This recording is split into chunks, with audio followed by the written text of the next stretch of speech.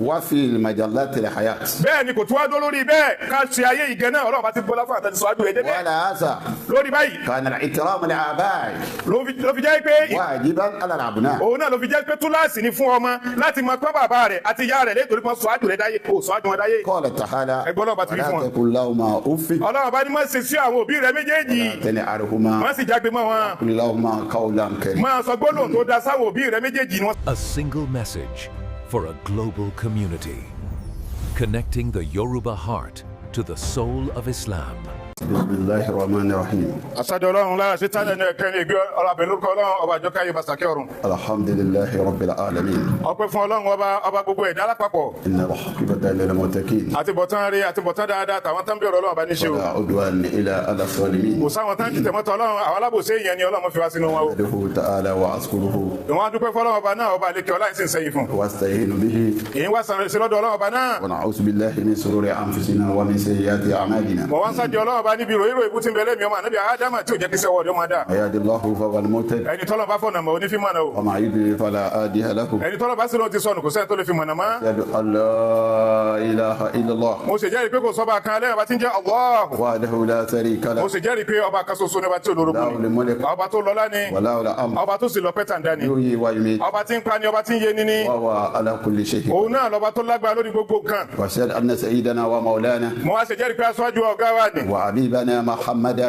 olólùfẹ́ wa nígbà Muhammad ni عبد الله mo jẹ́rìí pé ẹrú Ọlọ́run bá ní ṣe òjíṣẹ́ Ọlọ́run bá ní إمام رسول الله aṣáájú àwọn òjíṣẹ́ Ọlọ́run ni للجيش العباتز òun náà ni aṣáájú àwọn ogun tìyàn ولكل نبي من الأنبياء الله òun náà ni aṣáájú gbogbo tí ń jẹ́ àwọn ànábì Ọlọ́run bá pátápátá. صلى الله عليه وعلى آله وصحبه ومن تبع آثارهم إلى يوم يرث الله العبد وبعد. ìkẹ́ Ọlọ́run kọ́ mọ bá nígbà Muhammad wọn bá wọn rálẹ̀ àwọn sàhábà rẹ̀ àti gbogbo àtàfi tẹ̀lé dáadáa tẹ̀lé orípa rẹ̀ tó jẹ́ tọ́lọ́ bó fi jogún lẹ́lẹ̀ àti tí ń bẹ lórí lẹ́lẹ̀ náà. هو الإمام البخاري في تاريخه الميسر الفاجر. òun náà ní pé ẹni tá ń pè ní Ìmáàmù Buhari ó gbẹ ìgbà wá kan nínú àwọn ìgbà wa rẹ̀ inú àwọn ìgbà olóòrè ti gbà lọ́tọ̀dọ̀ Mísárà ni. قال ó sọ báyìí wípé قلت يا رسول الله ó ní mo wí njọ́ kan pé èrè ń ṣe Ọlọ́run متى كنت نبيا؟ ó fẹ́ bí ọ́ léèrè ní láti gbà gangan ìwọ náà mọ̀ kó ti ń jẹ́ ànábì Ọlọ́run bá bọ̀ wá. قال وآدم بين الروح والجسد. ànábì wa Muhammad wa ń fún lẹ́sìn jọ́ náà ó ní bàbá ńlá wa ta pèsè Ádámà ni èyí sì bẹ̀ láàrin pé wọ́n fẹ́ fẹ̀mí sí la àdúrà ti ṣe bọ́dì ara rẹ̀ tán. اللهم صل وسلم Ọlọ́run mọ́sá bá ṣe ìkẹ́ bá ṣe ìgẹ̀ وبارك bá sàlùbáríkà سيدنا محمد fún aṣáájú ànábì wa Muhammad ni. السابق إلى العالي نوره òun náà ni pé gbogbo mọ́lẹ̀ tí ń bẹ láyé mọ́lẹ̀ ànábì wa Muhammad ló ṣáájú gbogbo ẹ̀dá. مثل العالمين فخور bàbá ní ìkẹ́ Ọlọ́run bá kan ó bọ́ sínú ayé bọ́ sáré àwọn ìdá tàbí bàbá Muhammad lọ́kọ́kọ́ bọ́ sáré wọn. صلى الله عليه وعلى آله. ìkẹ́ Ọlọ́run kọ́ mọ́ bá tàwọn aráàlú àtàwọn sàhábà rẹ̀ náà. أما بعد lẹ́yìn wá gbà náà فيا أيها المسلمون ẹ mùsùlùmí òdodo وغراة الإسلام ẹ̀yin tẹ́ ń sọ sílámù tẹ́ fẹ́ kó bàjẹ́ o. اختبطنا اليوم àbá ní útúbà táwọn fẹ́ bá ọ sọ̀rọ̀ lónìí. دل على سهل فإنما يدل على فضل الأسبقية. wọ́n ní tí bá ń tọ́ka lórí nǹkan kan kò sí tó fẹ́ dáyé lórí yìí ń tọ́ka lórí kéèyàn ti ṣáájú ẹ̀ débi nǹkan kan kéèyàn ti ṣáájú ẹ̀ débi nǹkan kí n sáyẹ̀ sí nǹkan náà. هذا دين الإسلام wọ́n ní ẹ̀rẹ́ sí wa ìsìlámù yìí. يقدر فضل السبق في العمل الصالح. òun náà ni pé ìmọ̀ ń pàtàkì ìsì máa ń gbé lárugẹ ẹni tó bá ti ṣáájú yẹn débi nǹkan kan kéèyàn ṣáájú yẹn débi nǹkan kan.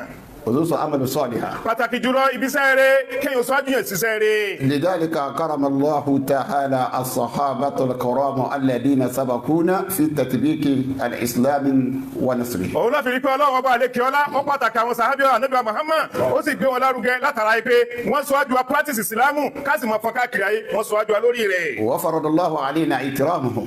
bọ́lá tó wá dúró lórí eléyìí ó ti wá pa á láṣẹ ó sì sí lọ́rùn yẹn pé ká máa pọ́n wọn lé ní. واحترام الذين تبعوه بالإحسان. ó ti wá kò tó wá dúró lórí bẹ́ẹ̀ àwọn tí wọ́n fi dáadáa tẹ̀lé nípa tiwọn náà ó ní ká máa pọ́n wọn lé ní. وهم الطابعون. àwọn wo ni òun náà làwọn tábì yìí ó ti ní ká máa ṣàpọ́nlé fáwọn náà. تابع التابع. àti gbogbo àwọn tábì yìí tí wọ́n ti tẹ̀lé àwọn tábì yìí náà ká máa pọ́n wọn náà lé ní.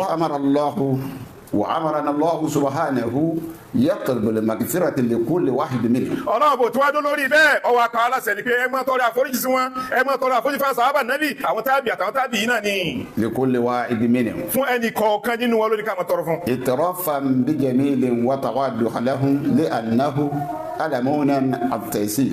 wọ́n ní kò sí tó fà á Ọlọ́run bá fẹ́ ká máa fi pọ́n wọn lé ni ká máa fi sàpọ́nlé fún wọn ká lè bá a fi mọ̀ yí pé a ti mọ̀ jẹ́wọ́ pé àwọn ni wọ́n kọ́ wa bá a ti mọ̀ Al-Qur'ani ká lónìí àwọn ni wọ́n gbé ìgbàwọ́ ẹ̀fọ́ wá fún wa. يقول سبحانه torí pé Ọlọ́run ọba àlekè ọlọ́wí náà rọ rẹ̀. والسابقون الأولون Ọlọ́run bá ní orí àwọn ẹni alákọ̀ọ́kọ́ ni من المهاجرين nínú àwọn Muhajirin náà ni والأنصار àbí àwọn Ansar والذين تبعوا بالإحسان àti gbogbo àwọn tó fi dáadáa tẹ̀lé nípa àwọn pẹ̀lú dáadáa. رضي الله عنهم èmi Ọlọ́run ọba ìyọnu sí wọn ورضوا عنه منهم àwọn náà sì yọ́nú sọ́lọ́run ọba. وعد لهم جنات تجري تأتي الأنهار عالدين فيها أبدا. ọlọ́run ọba ó ti wá pèsè kalẹ̀ fún àlìjẹ́nà kan kákẹ́rì mọ́dé ń sọ lábẹ́ rẹ̀ ó sì ti pèsè tí ń jà foríjì kalẹ̀ fún ذلك الفوز العظيم. eléyìí ní èrìjẹ tó tóbi níwájú ọlọ́run ọba kọ́lọ́run kó máa yọ́nú sí yàn. قال تعالى أيضا ọlọ́run ọba ti wí láyé ibòmí. والذين جاءوا من بعده ọlọ́run ọba ní òrí àwọn tó wá dé lẹ́yìn wọn. يقولون ربنا wọ́n máa sọ pé wọ́n ọlọ́run ọba wa اغفر لنا má ṣàforíjì wa ولإخواننا الذين سبقونا بالإيمان àtàwọn ọmọ àyà wa tí wọ́n ti ṣáwájú wa débi ìgbàgbọ́. ولا تجعل في قلوبنا غلا ọlọ́run ọba yìí ti ń jẹ́ kéèta kéèrò ìyàdí ọkàn bú má fi sẹ́ẹ̀dù àlórí wa fún àwọn tó ti gbà fún ọlọ́run ọba.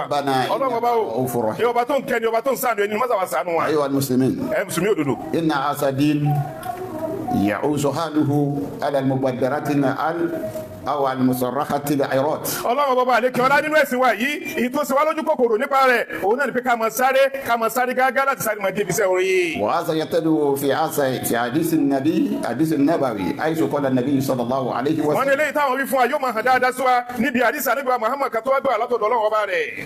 أن 70,000 من أمتي. ìpè ọlọ́run ọba ní àwọn 70,000 nínú àwọn ìjọ àníbà Muhammad. الرسول قال أن 70,000 من أمتي ìpè àníbà Muhammad ní ìyí tí ń jẹ́ 70,000 nínú àwọn ìjọ ìmí ànábì. يدخلون الجنة بغير حساب. wọ́n wọ àlìjẹ́nà láì ní ṣèṣirò wọn ò ní bá wọn dún bí tí wọ́n ti ń ṣèṣirò sẹ́tà fi wà àlìjẹ́nà. فقام أوكاسة ọ̀kan nínú àwọn sàhábà ànábì táwọn Ukas فطلب من النبي أن يدعو له.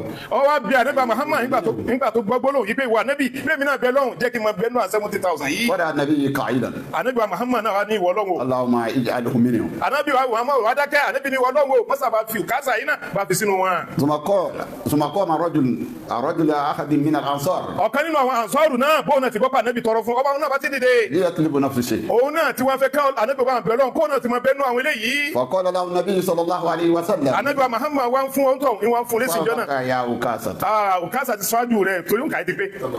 يقول الحق سبحانه ọlọ́wọ́ wa lè kí ọlá. وأطيعوا الله ó ní ẹ̀tẹ̀lé tọ́lọ́hùn. والرسول ẹ̀tẹ̀lé òjíṣẹ́ rẹ̀. لعلكم ترحمون. lẹ́ẹ̀kẹ́ ìlú bá jẹ́ni tá kẹta sì gè láyà sílẹ̀ ساروا kíámà. إلى مغفرة من ربكم ẹ̀sìn máa sáré gágá lọ síbi jíjà fún lọ́dọ̀ ọlọ́wọ́ bá. àti kó fi wà ní jẹ́nà kan tó fẹ́. قول عسى. yìí máa rí gbólóhùn fún láwùí túwí ọlọ́run kó foríjì mo sì foríjì ẹ̀yin náà.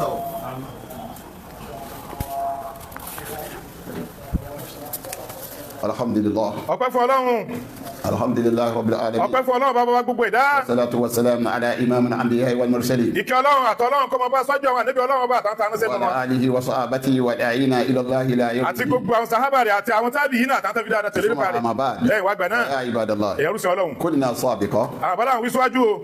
أن الإسلام ìpè ìsìlámù àtàwà nínú rẹ̀ yìí. هنا يحقق على فضل السابق ìpè الأعمال الصالحات nǹkan nípa fún àìpé àná lámbẹ́sẹ̀ fún gbogbo ẹni tí bá ń yára gágá tí ń yára débi iṣẹ́ rẹ̀. وفي المجلات الحياة. bẹ́ẹ̀ ni kò tún wá dó lórí bẹ́ẹ̀ ká ṣe ayé ìgẹ̀ náà ọlọ́run bá ti bọ́lá fún àtẹ̀síwájú rẹ̀ débẹ̀. وعلى هذا lórí báyìí كان الاحترام للآباء ló fi jẹ́ pé واجبا على الأبناء. òun náà ló fi jẹ́ pé túláàsì ni fún ọmọ láti máa pọ́n bàbá rẹ̀ àti ìyá rẹ̀ létorí pọ́n sọ́ájú rẹ̀ dáyé kò sọ́ájú wọn dáyé. قال تعالى ẹgbọ́n náà bá ti rí fún ولا wọn. تقل لهما أف ọlọ́run bá ní má ṣe sí àwọn òbí rẹ̀ méjèèjì تنهرهما má sì jágbe mọ́ wọn. قل لهما قولا كريما. máa sọ gbólóhùn tó da sáwọn òbí rẹ̀ méjèèjì ni wọ́n sọ́ájú rẹ̀ dáyé. أيها المسلمين ẹ mùsùlùmí òdodo إن الأستاذ ẹ ráfà náà olùkọ́ni قد سبق تلاميذه ó ti sọ́jú ọmọlé kéwò tó mọ tìrìtì يعني lónìí. بالوصول على العلوم والمعارف gbogbo ètò gbà nínú mà ojú pòfẹ́sọ̀ ni ojú dókítà ni máa àfa kan náà ló kó àfa àlàfà àlùmọ̀ jẹ. وترف المسلمين في مصارق الأرض ومغاربها. bẹ́ẹ̀ ni gbogbo mùsùlùmí ti ń bẹ láyé gbogbo wọn ni wọ́n panu pọ̀ ní gbogbo ayé tá a wà yìí. يعني بأقدمية الأزهر الشريف ipe wọn ń gbé ọlá wọn sì ń gbé wájú fún àwọn àsíá lónìí yìí. وأسبقية ipe wọn ti gbé wájú wọn ti sọwájú adébí nǹkan kan. نصر للعلوم دينيا kí ni wọ́n sì sọwájú adébẹ̀ ká máa fún ẹ̀sìn káàkiri gbogbo ayé wọ́n bẹ ní pẹ̀lú polisi bọ́tí sẹ́ńtì sáwà tó من كثير الجامعات. ẹ máa rí wọn káàkiri gbogbo jámíà wọ́n wá sọwájú gbogbo àwọn jámíà yìí ṣe àwọn náà kọ́kọ́ bẹ̀rẹ̀ sí wọn sí láyé. لذلك قال هذا العلماء òun ló jẹ́ kọ́ kan nínú àwọn àfa kan nínú àwọn ẹlẹ́kọ̀ọ́ ló fi sọ yìí pé كن للمعلم ó ní nàró tá a fa rẹ̀ bá ti dé. كن للمعلم àfa fẹ́ kọ́ ní kíláàsì ó sì ń wo jókòó mọ́ sí bẹ́ẹ̀ mọ́. قال للمعلم أن يكون ó رسول. ní bó ti dúró tó ti kí ni ó fi ń gbé títóbi fún un torí bí àfa tó rí ni ó súnmọ́ kó dà náà bí kó dún sí ọlọ́run o. سبحانك اللهم أيها المعلم. ee mímọ́ ọlọ́run ọba títú ọlọ́run ọba من القرون. tani fi ń lóore tó ẹni tó kọ́ pòfẹ́sọ̀ tani fi ń lóore tó ẹni tó kọ́ dọ́kítọ̀ tó kọ́ gbogbo ayé tẹni tó mọ̀ lónìí. عباد الله. ẹ̀yẹ rúṣì ọlọ́run. يا رجل أقل إمام علي كرم الله وجهه. wọ́n ní ọkùnrin kan eléte ni ọlọ́ba Sayyidina Ali ọwọ́ ọlọ́ba níjọ́ kan فقال يا علي ni wọ́n sọ pé rẹ̀ Ali ما بعد المهاجرين والأنصار sí wo ní táwọn muhajir àti ansar kí ló ṣe wọ́n gan kí ni wọ́n ṣe ni. قدمها أبا بكر sábà bá kìlọ̀ kó fi jẹ́ àlefa lẹ́yìn ànábì ni. وأنت أفضل منهم مناقب wọ́n sì ju olọ́lá jù lọ o sì nípò jù lọ sọ̀rọ̀ ẹ̀kọ́ wáyẹ̀ ni. وأقدم منهم إسلاما tá a kọ́kọ́ ń gba ìsìlámù láyé wà ní ìlú o ti gbàgbé ni. وأسبق السبق ó sì síwájú rẹ̀ ta ní kọ́kọ́ mọ̀ pé ìsìlámù ti dé wọ́n ní. وأدرك الإمام علي مكر الرجل فقال له wọ́n ní sẹ́yìn Ali tó wá mọ̀ yìí pé ète ni ó fẹ́ dà ní wàrú ni wàá sọ fún yìí pé يا عسى ìrẹ́ ọkùnrin yìí. إن أبا بكر ọ̀rọ̀ àwọn akéde tó ń wí tí wọ́n fi jọ ìsíwájú mi nì. سبقوني إلى 4 ó síwájú mi débi àwọn nǹkan mẹ́rin kan tí n ti débẹ̀. sábà yàn wọ́n lẹ́tọ̀ àti yẹn إلى bẹ́ẹ̀. الإمامة alákọ̀ọ́kọ́ ó síwájú mi débi ìmáàmù nígbà táwọn ẹbí fẹ́ papòdà òun ló ní kó fi ṣe ìmáàmù kì í ṣe mi. والهجرة ẹlẹ́ẹ̀kejì òun ló bá nẹ́bí ṣe ìjìlá kò ní Mákà ní gbogbo wa ló kọ́ tẹ̀lé lọ. والغار à ń bẹ nínú gáàrí Hírà yìí bẹ́ẹ̀ nìkan bẹ nínú gáàrí pẹ̀lú ànẹ́bí òun ni. وإفشاء السلام ẹlẹ́ẹ̀kẹrin ká máa dásálà ká máa fún ọ̀rọ̀ ká ibi àkọ́kọ́ sálámù sí yàn Abubakar ni wọn kọ́. ويحك أيها الرجل síwèé tẹ̀ ní ọ́ ni wọ́kùnrin yìí. ألم ترى so gbọ́kùnrin á nìyẹn ni. أن الله مدح أبا بكر في قرآن فقال الله gbọ́ ọlọ́run bọ́ba àlekí ọ̀la ni so gbọ́ yé ni mọ̀ ipa Abubakar ọlọ́run bá ń yìn níbi àyà kan náà Al-Qur'ani. ومن أحاط واتقى وصدق بالحسنى فسنيسره لليسرى. ọlọ́run bá ní òré ni tá a fún ni ń wá ń fáwọn èèyàn ó tó wá bẹ̀rù ọlọ́run bá ó sì ti gba dáadáa gbọ́ irú ẹni bẹ́ẹ̀ á ṣe ìrọ̀rùn sínú gbèsè ayé rẹ̀ ni. إشارة إلى أبو بكر Abubakar ọlọ́run bá ń bá ibẹ̀ tó bá gbọ́ yé mi kọ́ wà Abubakar ni. وقال تعالى في موضوع آخر ọlọ́run bò tí ì dákẹ́ Abubakar ti sọ láì bòmí. والذين جاء بصدق ọ̀rẹ́ ni tí wọ́n mú òdodo tí wọ́n mú wá bá. وصدق به ó sì gbà á lódodo pé òdodo أولئك lẹ́kọ̀ọ́dọ́lá. هم المتقون. irú àwọn bẹ́ẹ̀ ni ó bẹ̀rù ọlọ́run ọba Abubakar. الرسول النبي المصطفى جاء بصدق جاء بالقرآن. Ànábì Muhammad ló gbé òdodo wá fún ìjà أول Al-Qur'ani. من صدق به سيدنا أبو بكر. wà á rí alákọ̀ọ́kọ́ tó kọ́kọ́ gbàgbọ́ sẹ́yìn Abubakar ni òun lọ́wọ́ bá ń bá wí mẹ́. وأين علي من أبو بكر؟ ti dákun bí òun ti tó tí wọ́n fi jẹ wa tó wà ń bínú òun náà kò fi jẹ́ náà. عباد الله ẹ̀yẹ rúṣẹ́ ọlọ́run. وما نال سيدنا أبو بكر الصديق ما نال إلا بفضل أسبقية إلى العمل الصالح. wọ́n ní kò sí táwọn Abubakar fi rí kò yín níwájú ọlọ́run tó fi rí bí dáadáa yìí dé látara pé ó yára débi iṣẹ́ oore ni ó yára débi iṣẹ́ oore síwájú ọlọ́run ni. سابقوا إلى مغفرة من ربكم. torí náà èyí náà yára gẹ́gẹ́ lọ síbi àfojúdọ́ ọlọ́run bá عبد السماء àti bí àlìjánnà ọlọ́ba kó fi ń wọ ọbẹ̀ tó ẹ̀kọ́ fẹ́ ojú sámà àti ilẹ̀ lọ. الذين آمنوا بالله ورسوله ذلك فضل الله يؤتي من يشاء. ọ̀rọ̀ àtàgbọ́ ọlọ́run ọba gbọ́dọ̀ ti gbà nípa Muhammad gbọ́ ọ̀la lóní ètò tóbi níwájú ọlọ́run ọ̀la tó sì tóbi níwájú ọlọ́run tó mọ fẹ́ tó bá fẹ́ ni. نجنا مع نجي. ọlọ́run mọ́sá làwọn pẹ̀lú àwọn tó dà wọ́n sì pa ọlẹ́ pẹ̀lú àwọn tó parí ọlọ́run tó dá ọdá ọlọ́fẹ́ ni adájọ́ sáré tó bẹ fún wa ọlọ́run mọ́sá fún alágbẹ̀ẹ́ nínú ẹ̀sìn wa mọ́sá sàlékè mọ́ fún ọlọ́run fún adé tuntun aláàdì sí wa mọ́sá sàlékè aláfẹ́ fún ọlọ́run fún adé sọ̀bẹ̀ kátó kọ́ ọlọ́run sílẹ̀ gbàtàbá kú ọlọ́run mọ́sá fún gbàtàbá kú wà mọ́ akọjá lórí afárá sí láti kásìkò ìkọjú bísí mọ́sá fún ẹ̀sìn fún àtàánú mọ́sá fún àánú ẹ̀sìn fún ọlọ́run ọba tó dá ikú ọba tó sì gbogbo tàn wí ọlọ́run wo mọ́sá sì wálé táyé fẹ́ ni wájẹ́ kẹ́mi ogun láàárọ̀ pọ̀lọpọ̀ ọdún láyé láì ní sí wàhálà mẹ́ mọ́jà fáìsì mọ́jà dìbò lọ mọ́jà fún sílẹ̀ ọlọ́run sàkọ́ ọlọ́run tó lòdì wọ́n gbogbo wọn hawa wàá nù wá sí láti máa tẹ̀lé wọ́n fi jẹ́ bàjẹ́ hàn ọlọ́run wàá nù wá sí láti máa tẹ̀lé wàsálà kan síwájú ọlọ́run wàsálà kẹrẹ́ ìwọlọ́ wàá sùn aláìka tó gbogbo ayé lọ pé olóhùn wọlọ́ bá ti gbá tó fẹ́ tó sì mẹ́sẹ̀ ní káwọn ló máa ṣe ní gbogbo àkúrò àwọn ọkùnrin ló máa borí ọlọ́dà kan sàtọ́ wa náà àti gbogbo àjẹmọ́ wa lọ́kùnrin lóbìnrin ìgbòho fúláwì torí ọlọ́run kò fojú gbogbo jẹ́ iná ẹgbẹ́ nu dúró. If this message brought you value, help us reach more people.